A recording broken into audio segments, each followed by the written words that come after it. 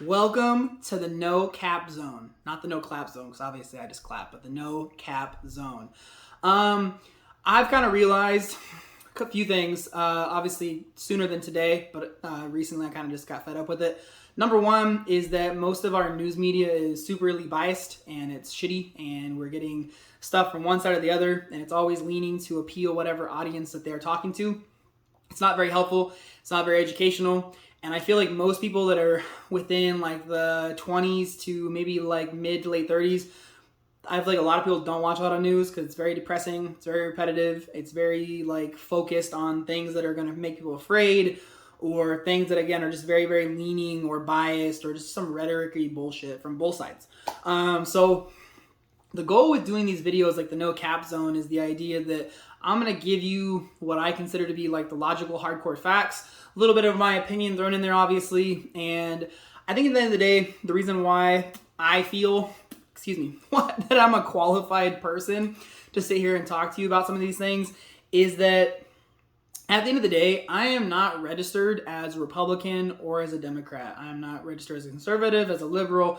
At the end of the day, I'm an independent person. At the end of the day, when I decide who I want to vote for senator or for governor or for president of the United States, I'm going to end up voting for the person who I think has the most like logical approach to fix problems that I see need to be fixed. I'm not saying that there is not an importance behind like ideological like arguments as far as like gun control, legalization of like certain types of drugs, or abortion or birth control. Like those are important topics, yes. But at the end of the day, like I don't vote based off of what they support, because that's not really what matters to me. What matters is who's the smarter person and who has an actual plan, or at least an idea of a plan maybe. Hopefully they have an actual plan. And it sounds like it's actually going to logically work. I'm not going to be appealed by emotions. I'm not going to be appealed by other people's opinions. I don't care if it's a Democrat. I don't care if it's a Republican. And at the end of the day, like, I just don't care. Like I said, an independent person myself, and I'm going to go and agree with, or vote for rather, who seems the most like unstupid. Unstupid? Sure. Not stupid. So at the end of the day, like, to give you a great example of this, and I really don't care, like the first term that George Bush ran, I wasn't able to vote because I was too young, but I thought that he sounded like a good president. And same thing with Barack Obama. He sounded like he had a better idea of what he wanted to do and accomplish. And it's been that way consistently. I'm not going to get into the whole Biden and Trump thing because there's just too much stuff to unpack. But I have supported people who I believe are smarter and have a better plan. So the point of what I'm trying to get to is that doing this no cap zone, going over some topics that I think are important for our youth and like, I guess like younger adults to hear, is really to give them the no bullshit version, to not give them the biased. I'm not getting paid by anybody, obviously. It's pretty obvious. I'm not getting paid by anybody. I'm not going to make any money from doing these. But the point is to give you non-biased, non-bullshit, and to just no cap. It's going to be what's real, some hard facts, some realistic opinions, and maybe one day, if I'm lucky enough, I will get to interview some people about political things and kind of do like that whole Bill O'Reilly beat somebody down because they're full of shit and they don't know what they're talking about. So maybe someday, we'll see. Anyways though, so I wanted to start out with the hot topic of the day, and I really don't know like how to introduce these topics. You have to forgive me for the first time doing this video. Maybe if I do a few more of these no cap zone videos, I'll have a better ebb and flow. But for the first one, bear with me, and I will try and make it as entertaining as possible, which I probably shouldn't have to say that if I was going to do it, but here we are. So for the first thing I wanted to cover, I did want to talk about the riots or the protests that are happening in Cuba. At the end of the day, there's a lot of bad information out there. One of the things that I read was talking about how they're rioting and protesting because lack of availability or lack of access to the COVID-19 vaccine. I'm going to tell you right now that that might be a true thing, that they don't have as much access to it, but that is not the reason why they're rioting, looting, protesting, however people want to like frame it in their own mind. That's not why it's happening. At the end of the day, like it is very, very, very illogical to like pin it on that individual reason. The reason why Cubans are rioting and like freaking out and protesting is because of the fact that they're in a communist government their government promised to like take care of them and to not let them fall on their asses, and that's not the situation. People don't have enough food, don't have enough water, shelter, access to healthcare, access to whatever they're actually needing, and that's why they're out in the streets. I have friends who live in Venezuela, and obviously I can't say their names for the sake of like them. If this video ever went anywhere, if people ever went back and saw, I don't want to put them on blast, but no cap, they have told me, obviously, the situation in Venezuela is very, very similar to the situation in Cuba. And it's very, very unfortunate, some of the situations that they're living in Venezuela, but hearing their stories firsthand, it's exactly what happened in Venezuela. I think it was in 2019 where they tried to overthrow the government because the communist rule, which is essentially what it is, you can frame it again however you want to frame it, but it is very, very oppressive. They don't have great healthcare. They don't have great like access to like a lot of food and different things like that. I'm not saying it's not there, but I'm saying that the incomes are so low because the government controls so much that it's not a good situation. And that's why so many people from Venezuela fled from Venezuela to, to Colombia, because of the fact that Colombia was allowing asylum at one point in time because conditions in Colombia were much, much different than the conditions that were in Venezuela. And it kind of leads into my next topic, which I think is kind of, not topic, but I guess like pinpoint in this thing, is kind of putting on blast that the Homeland Security like chief, or the chief of Homeland Security, straight up said, like, if you're trying to flee from Cuba, like, you're kind of fucked. Like, we don't want anything to do with it. And the reason why this bothers me so much, and the reason why it needs to be more of a talking point, is that in our government right now, we have such a huge push for allowing asylum from other countries. We have such a huge push for allowing asylum from Mexico. And at the end of the day, regardless of whether you think it's okay or don't think it's okay or support immigration or don't support it, it doesn't really fucking matter. Because right now, our government has been supporting it. So you have to realize the hypocrisy that's in play currently.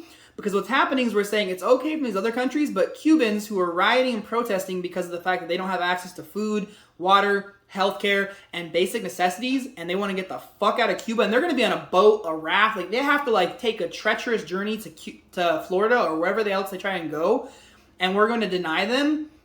This idea and that thought process makes no sense to me, and I'm sure that there's some politically fucking correct answer of why we don't want to do it, but I don't give a shit.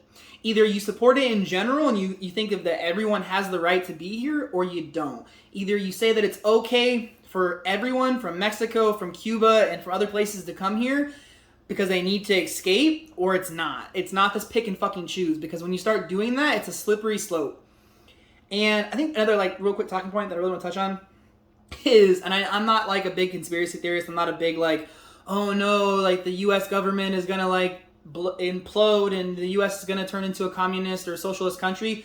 That's not what's going to happen in my honest opinion, but we do have to be aware that a lot of things that happen in Venezuela and Cuba, like those things that the governments did to like slowly constrict, we need to be aware of some of these things that they did in those countries and not allow them to happen here. And I'm not saying that they're coming to take your guns, and I'm not saying that they're trying to like universalize everything and like central governments allies, and it's not really a word, everything, but I am saying we need to be very, very aware of the steps that were taken in these countries, because if we're not aware of them and we don't push back on them when people try and pass things, it does become a very slippery slope to the point in time where we could potentially get there. I'm not saying it's going to happen, but what I am saying is that there is potential for it, so don't be blind and be like, oh, it never could happen here, because it didn't just happen there overnight. It was step. So just be aware of that. I don't want to get too much into like a bunch of conspiracy shit, so I'm going to like leave it there and like do a little bit of your own research. Look up what were the steps to communists taking over or socialists taking over in these other countries, and like compare that to what's happening in the US. Just do that for your own research. So from there, one last talking point on the Cuba thing that I just want to call out is everyone in the US who is a logical human being, who is not crazy, who's, I mean, I don't want to use these words, but I mean, like, I hate to like use big button words, but like, you're not a fascist, you're not a communist, you're not fucking crazy. You need to like think about what I'm saying right here on this next point and like really focus in on it. The New York Times posted an article, and I'm not shitting you, and I'm not going to quote it like word for word, but I'm going to like my little quotes. But they were quoted saying something along the lines of, the Cuban people were shouting freedom, freedom, freedom. the Cuban people were shouting freedom and other anti-government slogans. I want you to realize that the New York fucking Times is garbage. They are garbage. If you continue to read the New York Times after this, God help you, because they're fucking garbage. If you're going to say that them shouting freedom is comparable to other anti-government slogans, bro, come on. Like, let's really think about that. Like, let's really, like, it wasn't like they were like, they shouted freedom and also there was anti-government things being said. It was, they shouted freedom and other anti-government things. No. So at the end of the day, hate to say it, New York Times, like, y'all are exposed, like, for being fucking stupid. I'm not going to say that you're one thing or the other, or that you're this group or that group. But, like, at the end of the day, like, the New York Times, like, I'm good, bro. Like, I'm good on reading your articles from now on. So that's pretty much what I have for that. I should have more information, but I realistically, like I said, this is kind of like off the cuff. I don't want to write down every single note, but that's what I got for the Cuban one. So from there, I don't really know how to transition either. Another important topic that's going on right now is currently the Senate is trying to create and form a bill that would legalize marijuana in all 50 states. It's already legal, I believe, in 12 or 13 states. And within, I think it's Washington, D.C. as well. So they're trying to make it like a federally legal thing, which is obviously fucking awesome. Like, again, I don't care where your political party lies. The fact that we haven't already legalized marijuana because it's realistically not a harmful fucking substance that comes out of the ground. The fact that we haven't already done that is absolutely crazy. I don't smoke weed, but I don't really care if anyone else does because it's not going to be the end of the fucking world. And in reality, like the medical and health benefits for a lot of people out there for taking THC, CBD, or smoking weed is going to outweigh the vast majority, like vast majority of negative consequences from legalizing it. But the reason why I really want to talk about this is that your president, and I love using that phrase, your president, Mr. Joe Biden, is opposed to this bill being passed, opposed to it being written up.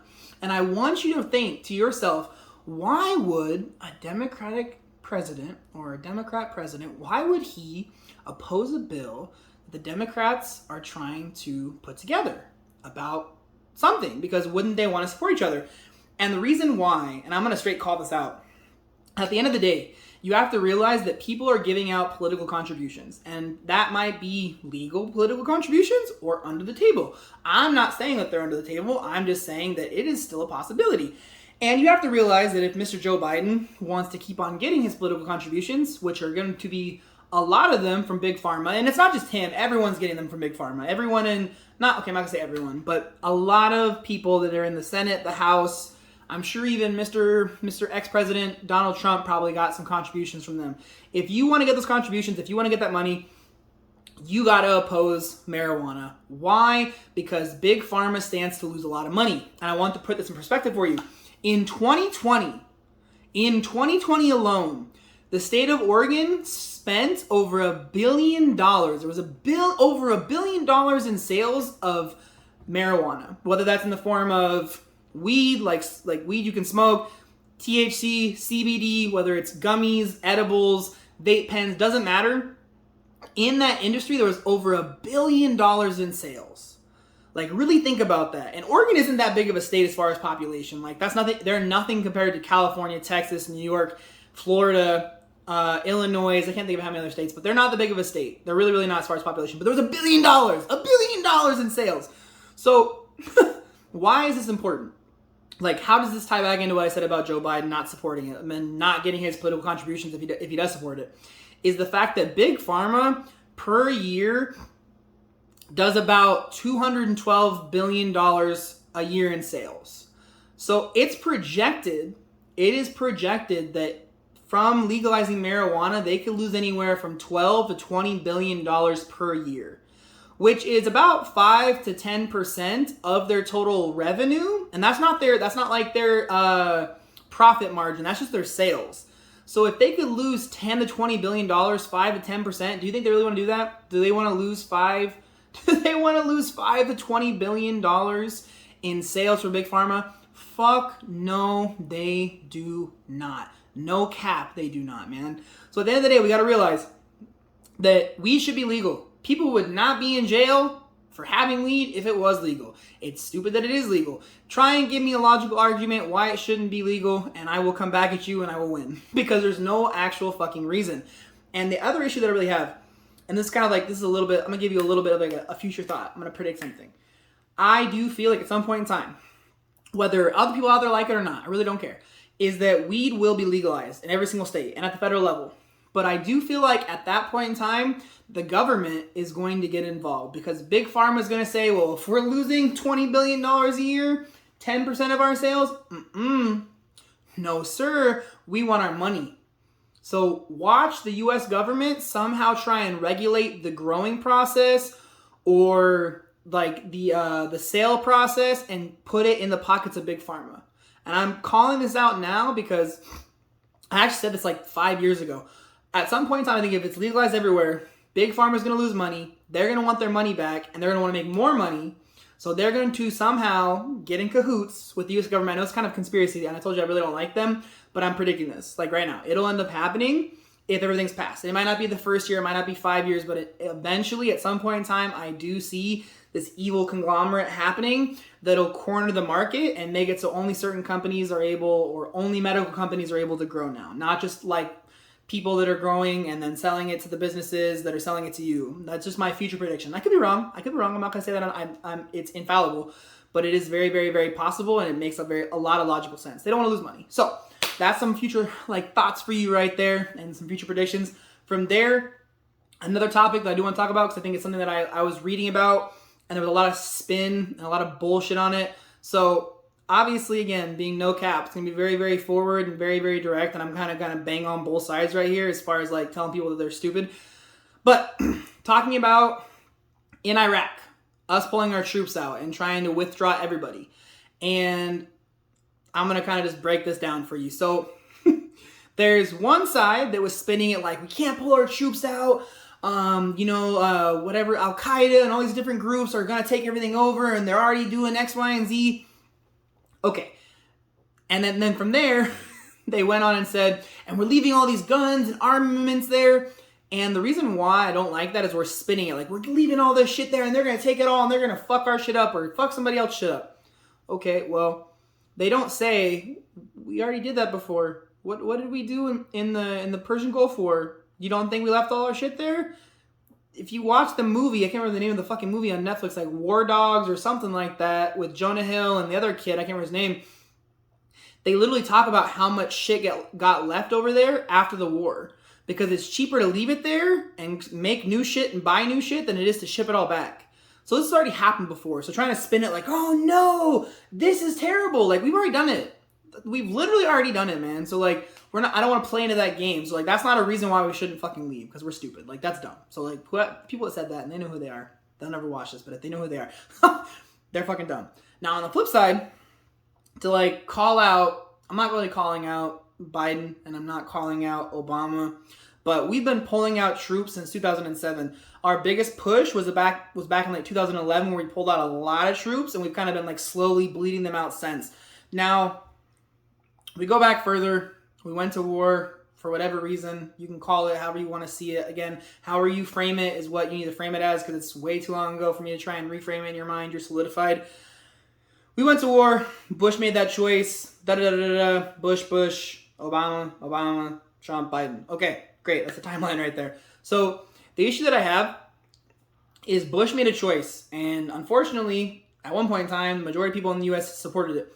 We went to war. We destabilized a lot of countries because we went in there, we overthrew rulers, we overthrew dictators, we overthrew big terrorist groups, and we fucking like took the jar full of bees and went and shook it up. And then we like, now we had the lid on it. We were the lid. We were like staying there.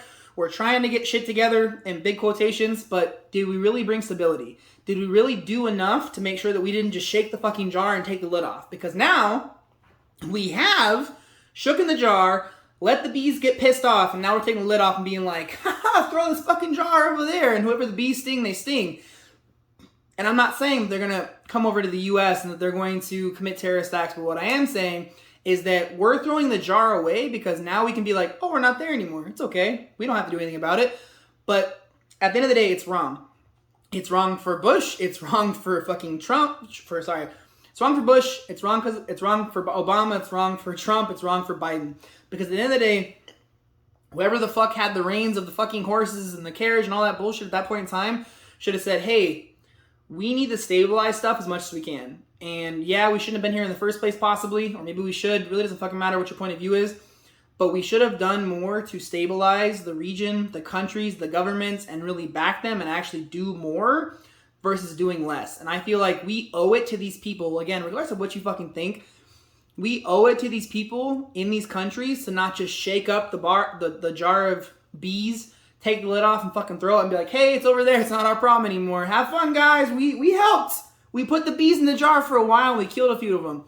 So at the end of the day, the reason why this is really, really important is that I do believe that it will have long-term ramifications about our perception in the Middle East and across the world, as well as what ends up happening over here in the U.S. and other countries abroad.